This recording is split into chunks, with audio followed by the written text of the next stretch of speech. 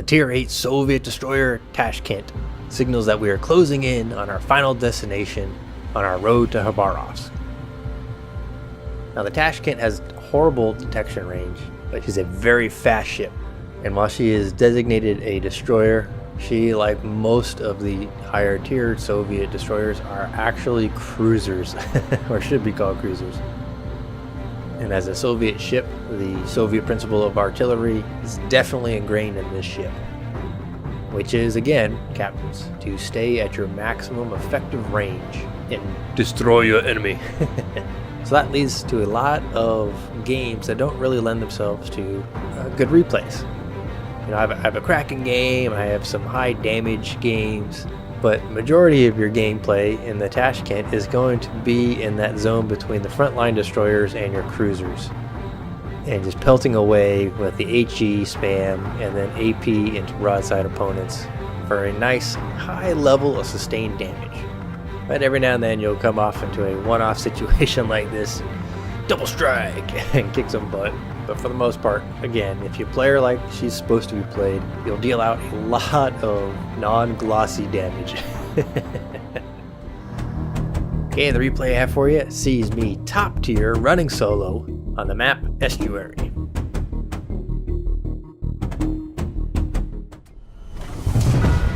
Battle starts. I do like this map, and I don't really like spawning on the western half of the map.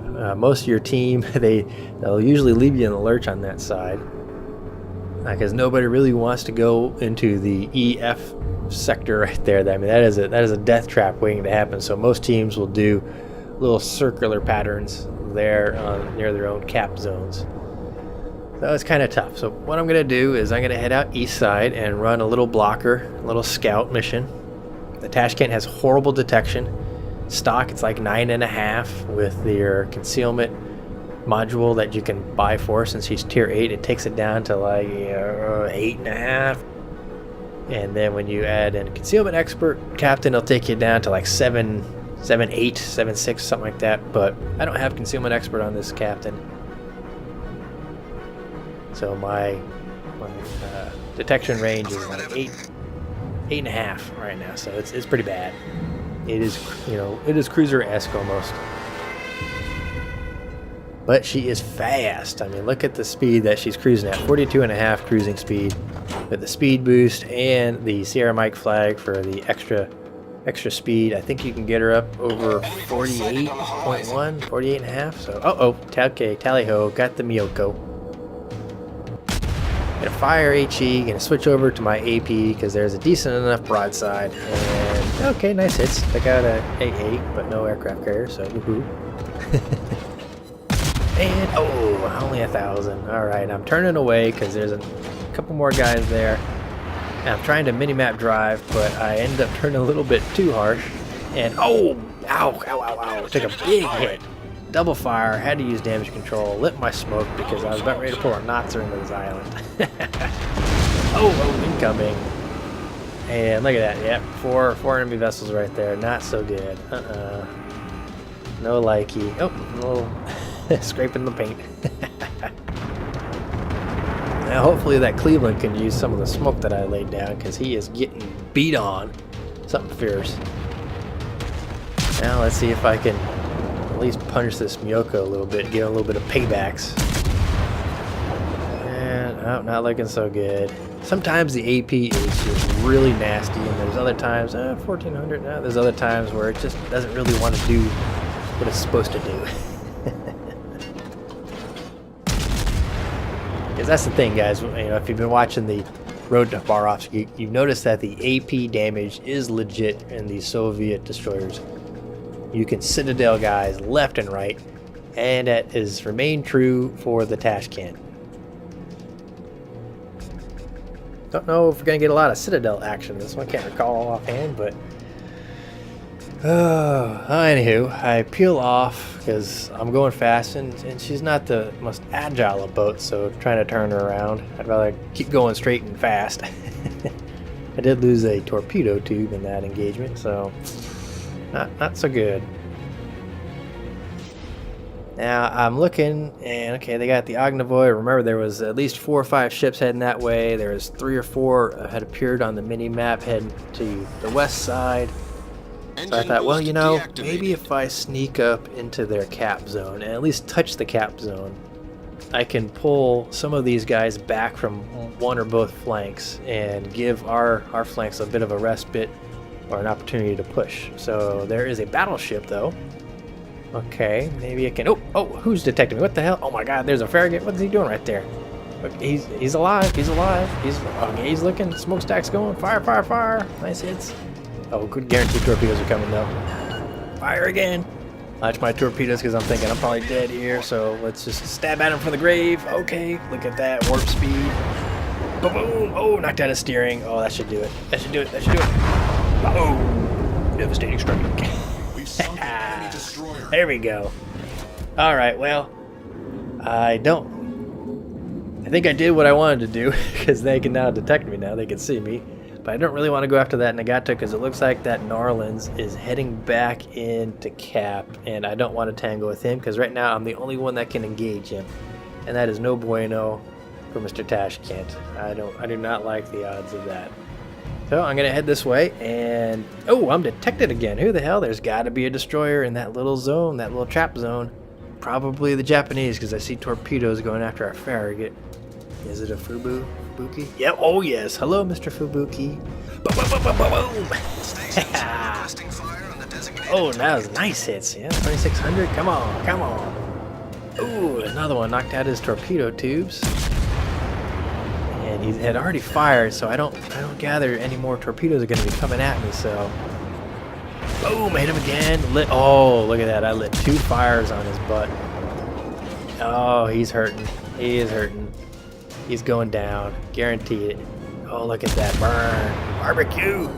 Oh, another nice 1,000 points. Okay, take that. And okay, Hipper. Pensacola, Fuso, turn away. Do not want to go up there and engage them. He had hit his smoke screen, so I'm going to utilize his smoke for a little while. Maybe do a little double smoke action here.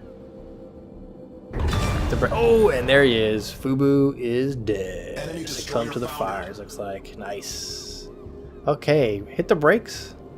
Mr. Hipper should be coming around. Got the AP already loaded.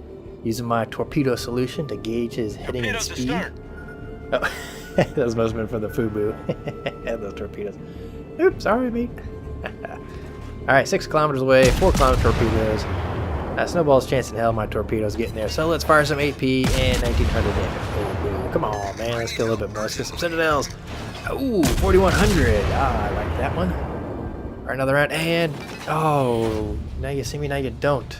I guess our guy can't see him. And then, alright, well, shit, we got a Benson, we got a Hipper, got the Pepsi, and a Fuso. And you know what? I think I want to go kick this Benson around. He's got a hell of a lot more health points than I do right now, but if I could take him down, that is a big threat removed from the board. So I move forward ever so slightly, trying to remain in my smoke. And I'm doing, ooh, nice, 2400. Doing good damage on him.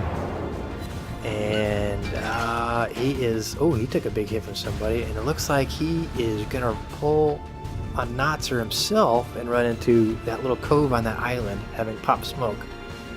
Now, all right, this is the chance. This is the time. I gotta go in there and I gotta kill him. Go in and take him down. I'm detected. I don't care. Hit the speed boost. I'm gonna go fly it in there, 48 knots or whatever it is, and see if I can take out this Benson, remove him from the game. That would be very, very nice. Okay, there's one set of torpedoes. He's got a second. Oh, fire, and right between the torpedoes. Come on. Fire. I'm thinking I'm dead. Maybe launch some torpedoes. Torpedoes. Come on, guns. Oh, gun. Go. Oh, man. Oh, that was close. Probably should have just stuck with the guns on that one instead of using my torpedoes. But I was a little worried. I thought maybe he, the Benson, man, she's a nasty little beast. So you got to be careful about her because a high rate of fire, fast turret turns, fast turret traverse. So All right, Benson is removed from the game. Good on you, man. All right, now all we have left is a Pensy and the Fuso. I'll let our battleship and our torpedo boat go after that guy, and I'll just work on this Pensacola because we all know how fragile she is. And gotta be detected from that Fuso. Okay.